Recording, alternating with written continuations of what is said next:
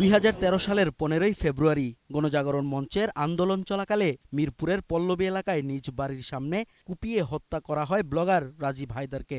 এ ঘটনায় পল্লবী থানায় হত্যা মামলা করেন তার বাবা নাজিমুদ্দিন। 2015 সালের 29 জানুয়ারি এ মামলায় জঙ্গি সংগঠন আনসারুল্লাহ বাংলা টিমের প্রধান মুফতি জসিমউদ্দিন রহমানী সহ 8 জনের বিরুদ্ধে অভিযোগপত্র দেয় ঢাকা মহানগর গোয়েন্দা পুলিশ। 2014 সালে ব্লগার রাজীব হত্যা মামলার অন্যতম পরিকল্পনাকারী রিজওয়ানুল আজাদ রানা মালয়েশিয়ায় পালিয়ে যায়। পরে মালয়েশিয়ার গোয়েন্দা সংস্থার সহযোগিতায় দেশে এনে গ্রেপ্তার করা হয় মৃত্যুদণ্ডাদেশপ্রাপ্ত আসামি রেজওয়ানুল আজাদ রানা সহ তার সহযোগীকে। তিনি রাজীব হত্যা মামলার মূল পরিকল্পনাকারী ছিলেন। ওখান থেকে তারা ডিপোর্টেড, তাদেরকে ফেরত পাঠানো হয়েছে, তারা গ্রেপ্তার করে ফেরত পাঠিয়েছে।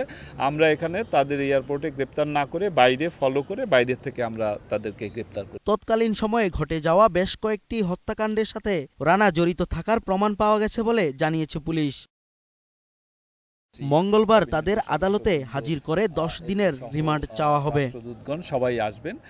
রাসেল খান, 21 টেলিভিশন, ঢাকা।